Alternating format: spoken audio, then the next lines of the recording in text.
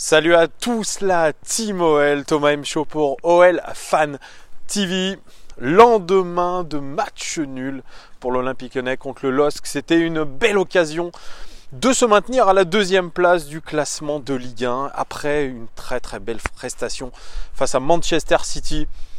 Nos joueurs étaient un peu fatigués et après une très bonne entame de match de la part de nos Lyonnais, ils ont fait un quart d'heure de très haut niveau. On a eu deux occasions de but, notamment par Maxwell Cornet qu'on a raté. Et après ce quart d'heure réussi, nos Lyonnais sont un peu enterrés et ont commencé à retomber un peu dans leur travers, notamment défensif. Et on a été ensuite mené 2-0 à la mi-temps. On s'est dit c'est foutu. Et puis nos Lyonnais, on ne sait jamais à quoi s'attendre avec eux. Et on finit finalement ce match à 2-2. On a quand même très bien fini. On a bien réagi. Mais on a l'habitude de notre équipe. C'est une équipe à réaction. Alors on ne peut pas les blâmer parce que comme je l'ai dit au début de cette vidéo, on a très bien commencé le match, on a bien géré.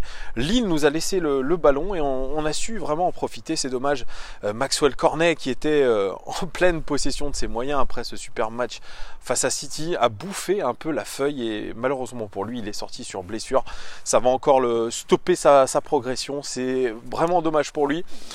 On va faire un peu le détail de ce match, je vais faire le détail avec les statistiques générales. 13 tirs côté lillois, on concède encore une nouvelle fois beaucoup de tirs je trouve, 18 tirs côté lyonnais, ils ont cadré 6 fois les lillois, nous avons cadré 5 fois mais pour 2 buts.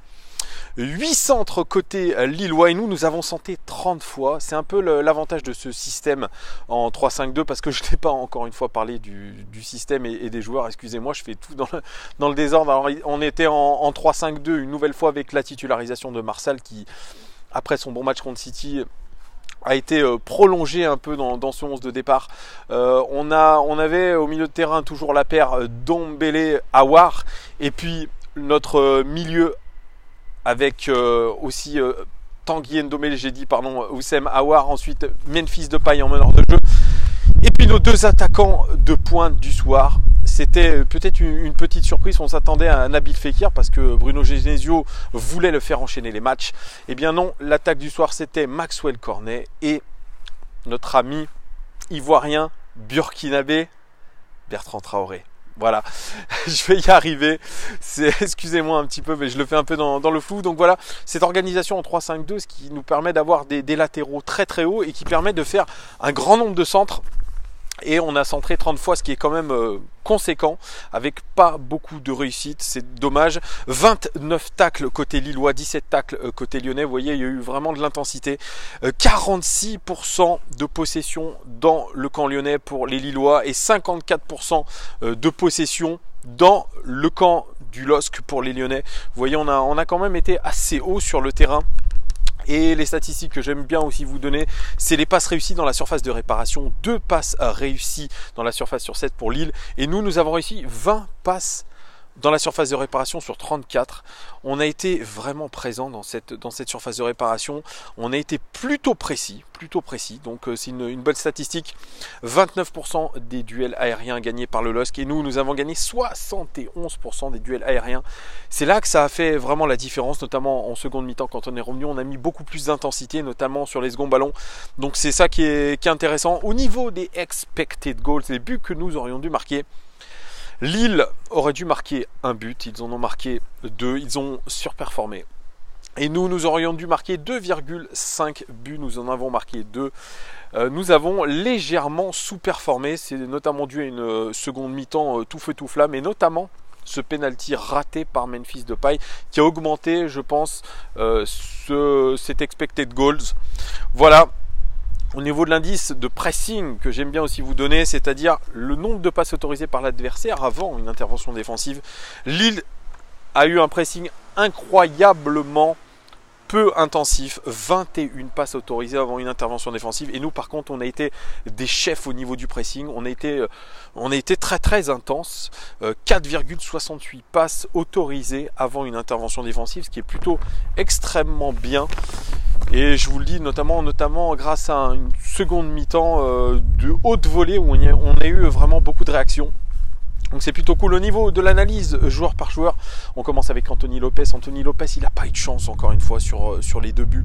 2 buts encaissés mais très très belle prestation encore. Il nous a sorti des arrêts de grande classe, notamment sur cette tête du Turc Tcheka et sur cette très très très belle frappe de Nicolas Pepe à la 88e minute. Il sort une parade extraordinaire. Vraiment, Anthony Lopez, c'est le gardien sur qui on peut compter. Il est vraiment incroyable depuis ce début de saison. Vraiment un dernier rempart vraiment superbe. J'ai adoré sa prestation encore une fois. Denayer, il a été vraiment en difficulté sur le but de Loïc Rémy, il n'y est pas. Il nous a fait 2-3 frayeurs, surtout en première mi-temps. Il s'est un peu relevé. Il a mis un peu plus d'intensité et de concentration en deuxième mi-temps, ça a été un poil mieux, mais je le trouve un peu en dessous déjà depuis 2-3 matchs, notre ami Denayer. C'est pour ça aussi qu'on encaisse des buts, qu'on encaisse encore 2 buts, autant que face à Manchester City, c'est que notre axe central n'est plus aussi impérial qu'il y a quelques matchs, il faut le reconnaître. 69 passes réussies sur 73, qui est plutôt bien. 8 ballons récupérés pour Jason Denayer, 3 interceptions et 2 dégagements. Je vous l'ai dit, une deuxième mi-temps qui a été beaucoup mieux et qui a été de meilleure facture pour Jason Denayer. Marcelo, sorti sur blessure, c'est sa première blessure en 15 ans, blessé aux ischio-jambiers pour Marcelo. Marcelo, c'est un peu pareil que Jason Denayer, il a eu des difficultés dans ce match, un peu les mêmes que le Belge, vraiment un peu fragile, mais bon, il reste quand même à 69 passes réussies sur 84, ce qui est plutôt correct dans ce match. Une passe clé pour lui, on n'a pas l'habitude de le voir faire des passes clés. 8 ballons récupérés, autant que Jason Denayer, et puis une interception. Correct, un match correct dans l'ensemble, il sort sur blessure, il devrait être absent pour le match contre Rennes, à moins que ça s'améliore. Marsal, qui était de nouveau titularisé après sa très belle prestation face à Manchester City, il est revenu dans cette défense à 3. Il est préféré surtout à Jérémy Morel. 78 passes réussies sur 88, c'est le record du match tout simplement, très précis dans ses passes. Et puis 6 interceptions, c'est aussi le record de ce match. Par contre, je l'ai trouvé un poil en dessous de son match contre City. Je pense qu'il était émoussé physiquement, Marsal, parce qu'il a peut-être pas l'habitude d'enchaîner des matchs depuis le début de la saison.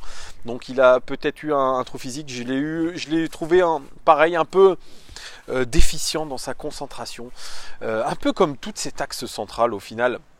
Il n'avait que le seul Loïc Rémy à surveiller. C'était peut-être pas la meilleure tactique, surtout en première mi-temps. Mais bref, ce n'est que mon avis. Mendy titularisé sur le côté gauche.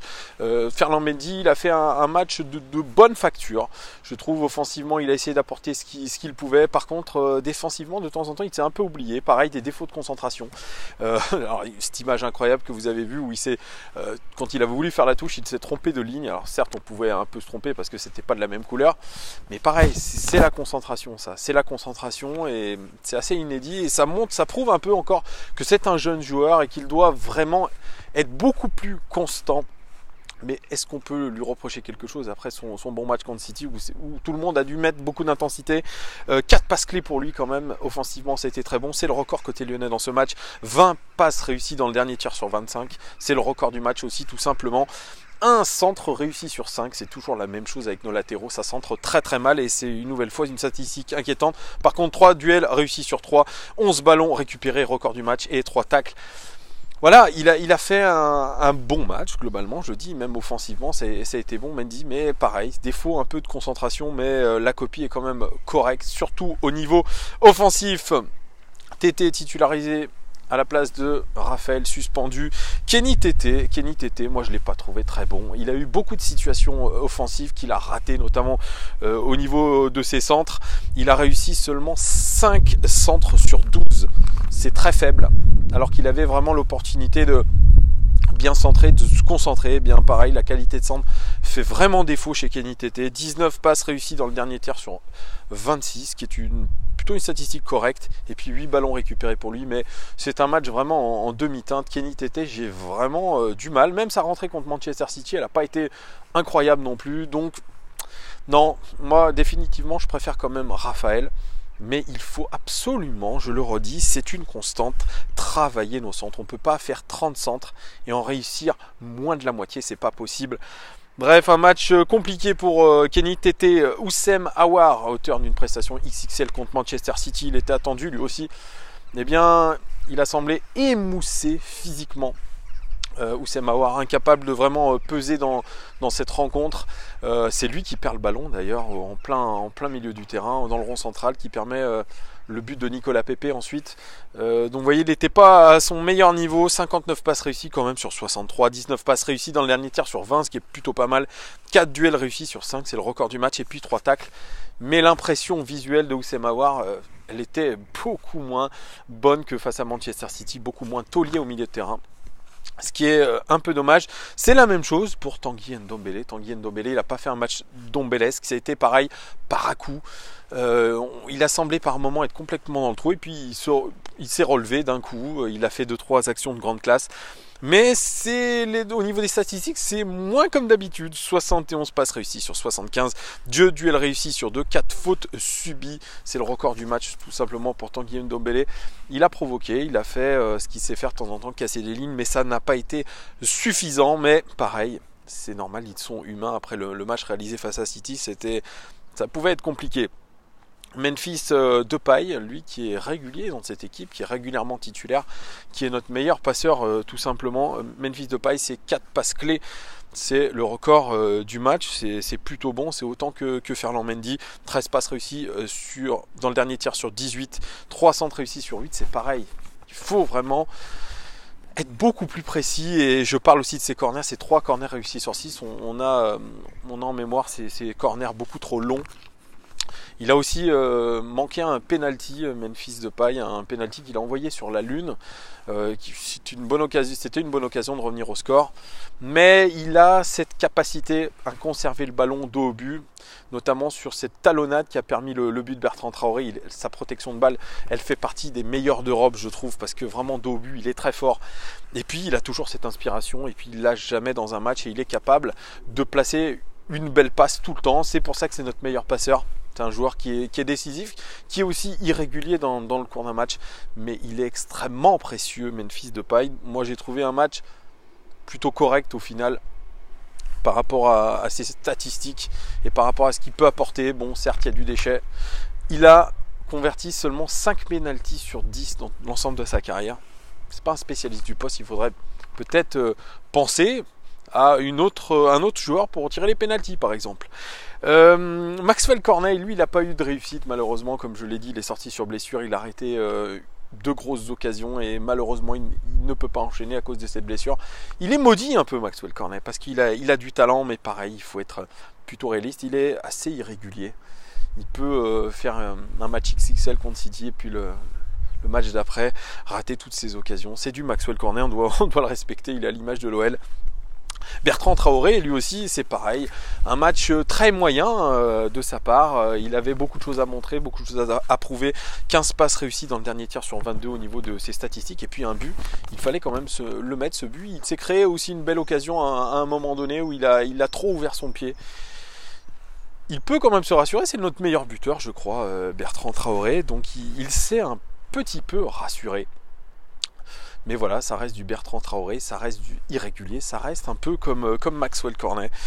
Martin Terrier, lui, qui est rentré à la place de Maxwell Cornet, eh bien, il a eu du mal à se mettre dans le match, parce que je trouve que ses déplacements n'étaient pas forcément très très bons, et surtout ses coéquipiers ne lui faisaient pas les bonnes passes dans les bonnes conditions. Mais pourtant, en seconde mi-temps, il a été précieux, notamment sur son jeu de remise, et il a fait 2 passes clés. Notamment cette passe un peu aléatoire dans la surface de réparation en retrait qui tape Bertrand Traoré, et ensuite qui revient sur Moussa Dembélé qui marque ce but. Il a été précieux, il joue simple, Martin Terrier, mais ça a été plutôt efficace quand même. Donc une rentrée, j'ai envie de dire, convaincante quand même au final par rapport à ce qu'il a apporté. On sent que pareil, lui, il a besoin de retrouver la confiance, il a besoin de retrouver du rythme. Mais il aura peut-être l'occasion avec la blessure de Maxwell Cornet de le faire, mais c'est encourageant. Et puis Moussa Dembélé écarté contre Manchester City, on ne l'a pas beaucoup vu, mais il a marqué ce but qui est importantissime parce que c'est le but de l'égalisation lyonnaise. On remarquera aussi qu'il a fait un dribble dans la surface de réparation absolument désastreux. Il lui manque encore un peu de finesse à Moussa Dembélé, mais ce qu'on peut lui reconnaître, c'est qu'il est quand même déterminé, il est là au bon moment parce que tous ses buts marqués avec l'OL, il était là, bien placé au bon moment, il surgit, il marque quand même. Donc ça va lui redonner un peu de baume au cœur, ça va lui redonner de la confiance. Il était lui aussi déterminé. Est-ce que ce passage en tribune lui a fait du bien? C'est peut-être ça la tactique Genesio.